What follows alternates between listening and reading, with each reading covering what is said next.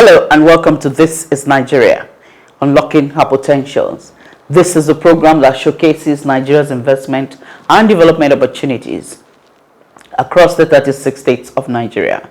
And today, our searchlight is on Kogi State. Our searchlight is not only on Kogi State, it's on the agriculture sector, rice production especially in Kogi State. Over the years, Nigeria has been a huge importer of rice. But now we're beginning to look inwards. Well, rice production has taken a new dimension under the leadership of Governor Yaya Adoza Bello. And that's what we're bringing you today. My name is Mayowa Oluwabi. Don't go yet. Stay with us.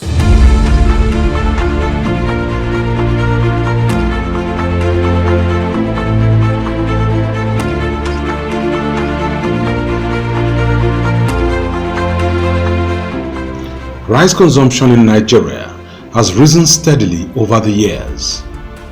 In 2011, Nigeria's consumption figure stood at about 5.6 million metric tons and rose to 6.9 million tons in 2019. Unlike most rice-producing nations, rice production in Nigeria is not meeting local needs. Between 2007 and 2018, the yearly average production deficit was 2.4 million metric tons.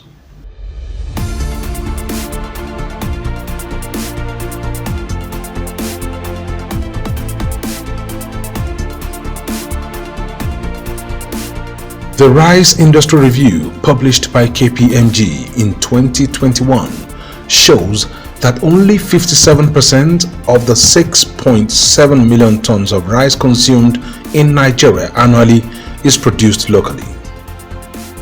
Nigerians like well-milled rice, and that perhaps explains why the country spends $5 million on rice importation daily.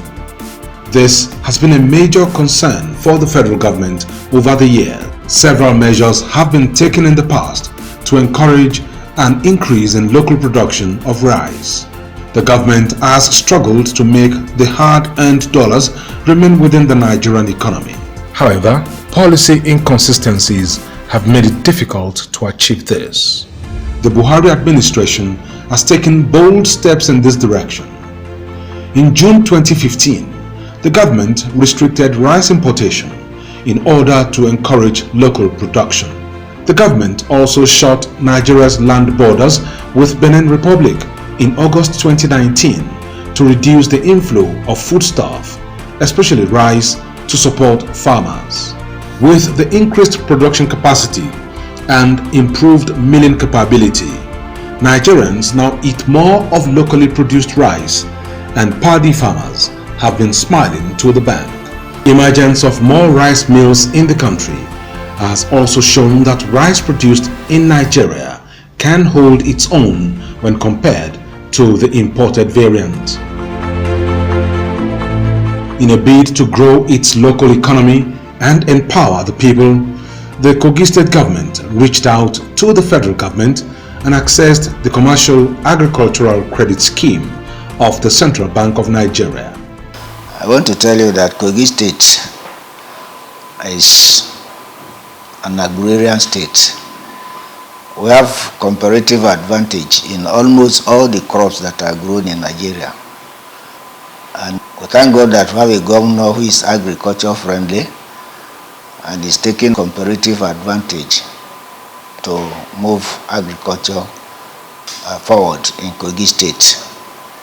I have been Commissioner for Agriculture for the past 1 year, and a lot has been done in the area of agriculture. We have a program that we've been doing since last year. We call it AADS, Accelerated Agricultural Development Scheme. Under this scheme, cassava and aquaculture are done. Okay. And it's a kind of collaboration between the CBN and the state government. Under this program, we have cassava farms in 2 locations. The cassava plantations have been cleared. They have been allocated to the beneficiaries. and they are working on them. Under aquaculture, we have 200 fish ponds in Ida that are almost ready for allocation to youths. We have 87 in Adavieva in the central. We have over 200 in Ejiba. We also have about 87 in Giregu in Ajakuta local government. To ensure that these fish ponds work well, we have revived our fish hatchery project in Ayetoro, and right now we produce fingerlings there to sustain these fish ponds. Before, some people thought that it is this white-collar job that can make you in life. Do you know owning a pond, one fish pond now, if well managed, can make a serious youth a millionaire? So to have accepted these programs, especially the women, and they are very happy with the state government. In agriculture too, we have a large rice mill at Ejiba. It's a very big project. It started production some time ago, more than a year ago.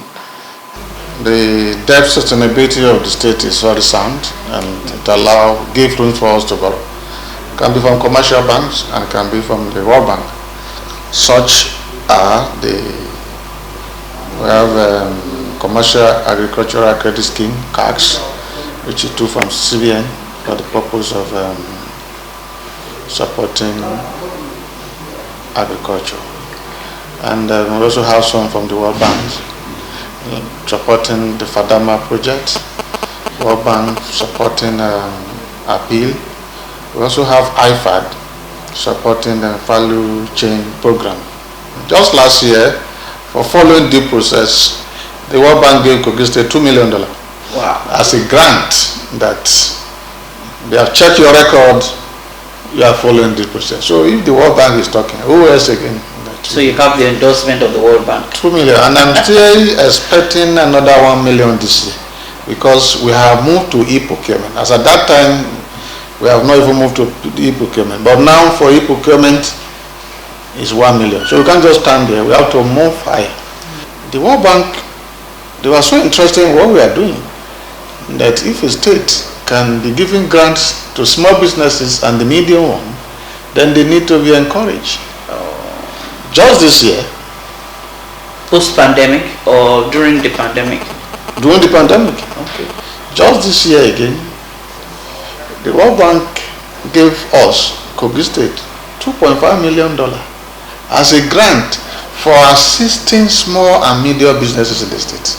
So these are instant. I'm talking of something I can show you in our record. We see all these projects everywhere. Then we'll be worrying, where is Kogi State getting the money? The World Bank introduced a system that we call State Fiscal Transparency and Accountability Program, which is SIFTAS, to review activities of state.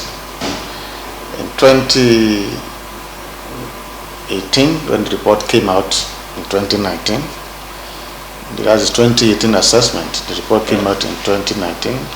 Kogi State came second. Wow. And when the 2019 result was released, that came out in 2020, Kogi State came first. Wow. And I'm sure by the time 2020 report will come out, which will be in 2021, Kogi State will still maintain the lead. So that is just about it. And the essence of that program is to measure activities of governance, transparency, accountability, ease of doing business, and all the rest. And we came second the other year and first. And since we are so we are the current champion. We are the current champion, and we continue to. And for doing that, it goes with fun. They say, okay, you take this for doing well. Wow. And that's the money we are using for all our projects across the state. Okay. So when there is good infrastructure, we are sure of good investment. Kogi State, as we all know it, is the kingdom of good investment. The federal government, through the Minister of Water Resources, approved the use of the Omi Dam for the Kogi State government. The state government began building the second largest rice mill in the country by the dam in Ejiba, Yaba West local government area.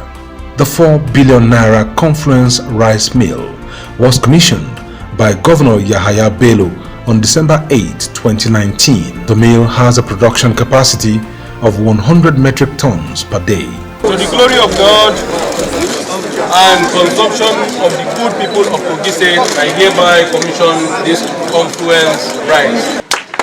Now, in order that we enhance our agricultural value in the state, we have decided that aside partnering with public and private investors, we need to encourage the local producers, the local farmers. And you can see here today that we have over 1,005 power tillers that will be distributed and given to every farmer free of charge. And this is just phase 1.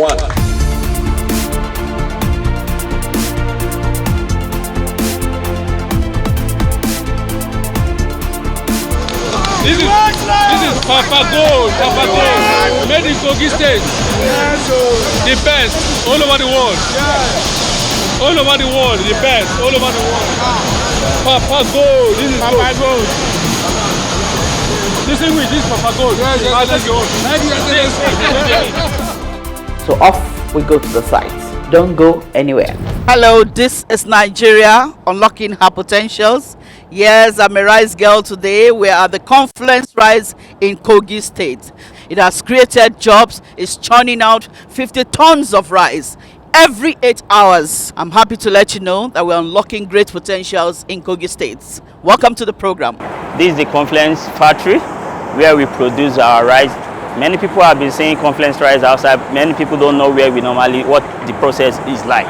So this is where we process our rice. As you can see, this building, this is our paddy warehouse. Any paddy that is coming from outside, we first of all weigh it from our weigh bridge there. After the weigh bridge, we offload it there. After it, then we start the processing. We'll move paddy from here to our paddy loading. Let's move closer.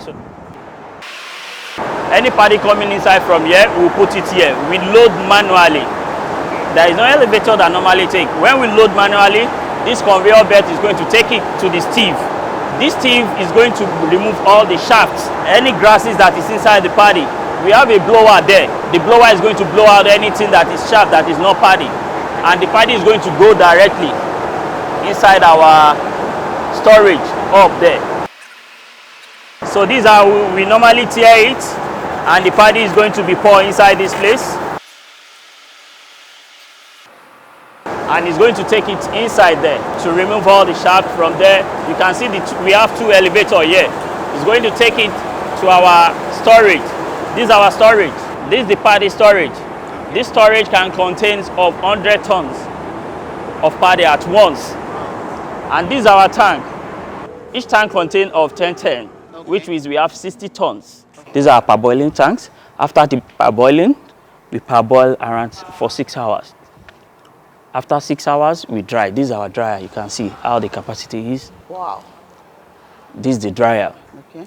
From the dryer, we take it to the silo. Okay. That's where we now start the processing. The silo is going to take it inside of the milling. The boiler generates steam for us to be able to parboil our paddy. These are our boiler section. Okay. These are the hooks we normally use to power our boiler. And these hooks make us to generate steam. As you can see, there's a steam pipe here. This one transfers steam from here to our parboiling section. Okay. And we use the steam for parboiling. We use the steam to dry also. Okay. This is what we use for our biomass. Okay. Also. Wow. This is a gasifier plant. Okay. Also. That's hooks. Are you serious, from the rice? Yes, from the rice. Wow. So that's what we are using for our steam, for boiler. And that's what we use to power all our biomass also. Wow. So this is the silo. After drying, we move the paddy inside there. Okay. Are you getting me? Yeah. So from here we normally take it to the milling section where we normally mill it. This is the conveyor you normally take it inside. Then we start our processing. Let's go to the milling section. This is our milling section. All this place we are seeing there, this is where we normally receive all our raw materials. All this pipe we do normally get our byproduct from it. Like this one now.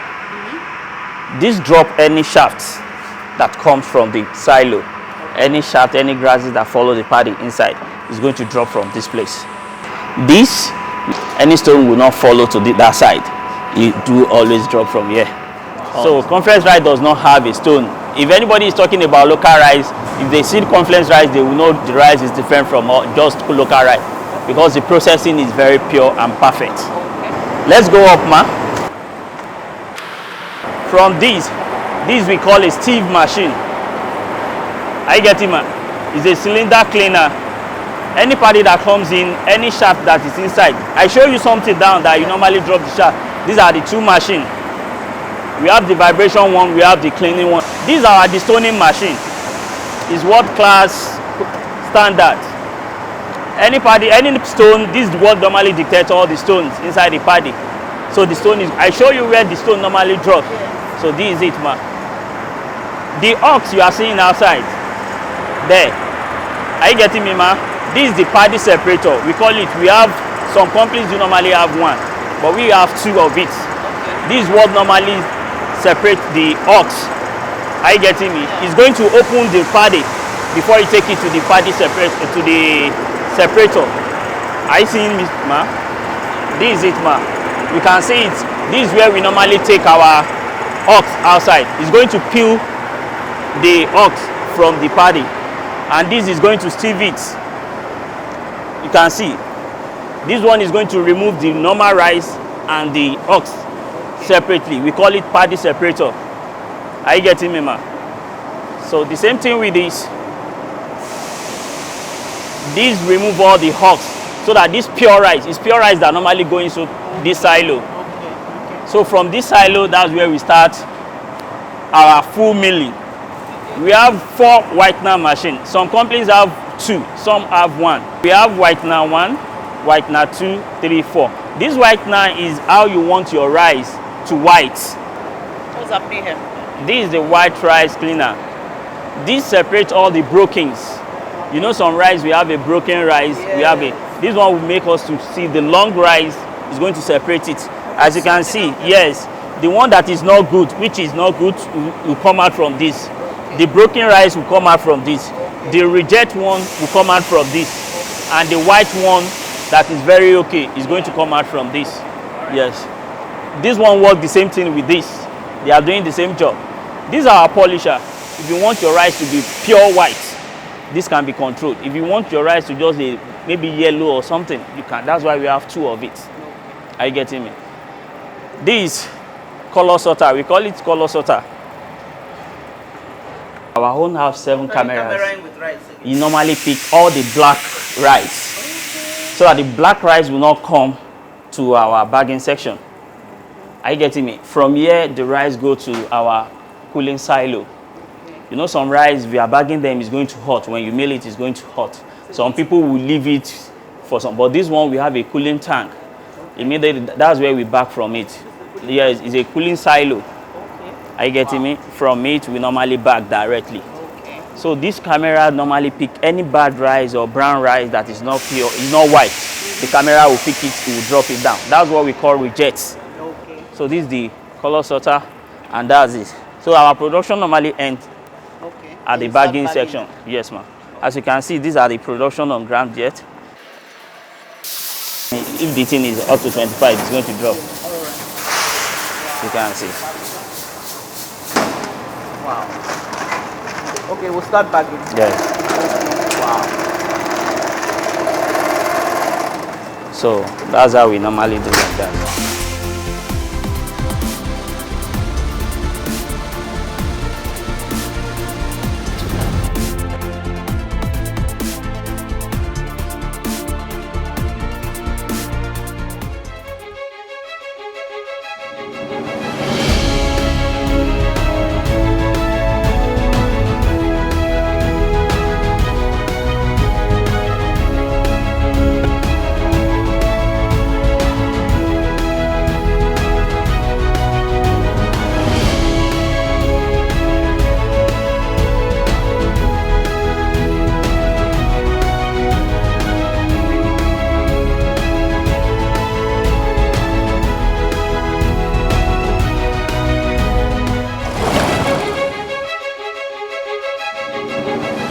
You are welcome to Lokoja.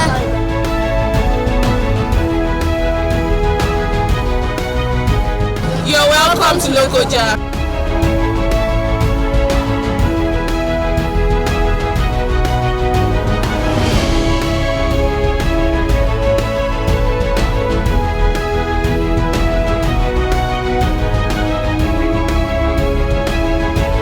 You are welcome to Lokoja.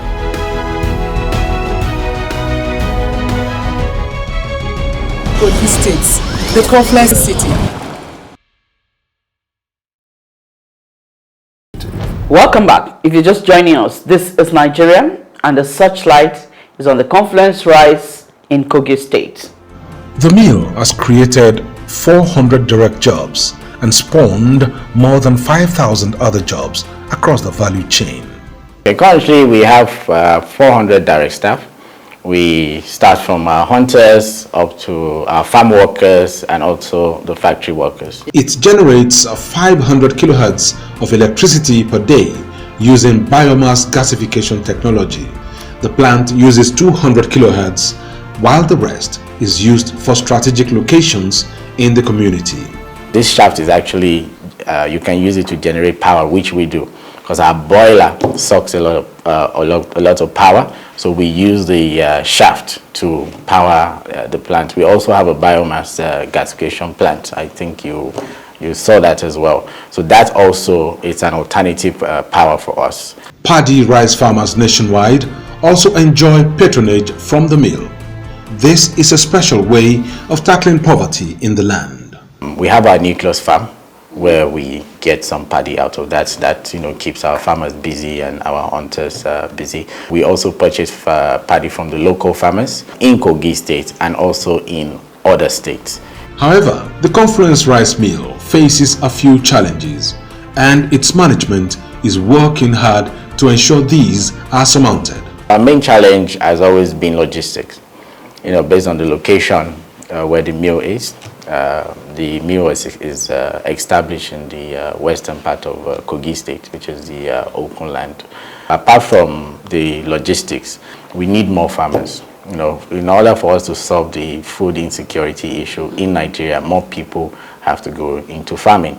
With a production capacity of more than 30,000 metric tons every year, the Confluence Rice Mill is set to dominate the rice market in Nigeria for many years to come. That way, Kogi State and its people will continue to be on the path of economic prosperity. Well, it's a wrap on This is Nigeria Today, and we've been talking rice production and processing with a special focus on the Confluence Rice in Kogi State. And I'm happy to let you know of this development, that great potentials are being unlocked in Kogi State. And coming up in our next edition is the tourism potentials of the state. There's actually a two-story building that is claimed to be 250 years old, and if it is, made of mud and palm oil in the palace of the Ata of Igala. That means the record has been broken. It is no longer the Badagry building. The first two-story building in Badagry is no longer the first. The first will be in Kogi State. We'll bring you this and a lot more in our next edition. My name is Mayowa Ulwebi. Thank you for watching. God bless Nigeria and God bless Kogi State.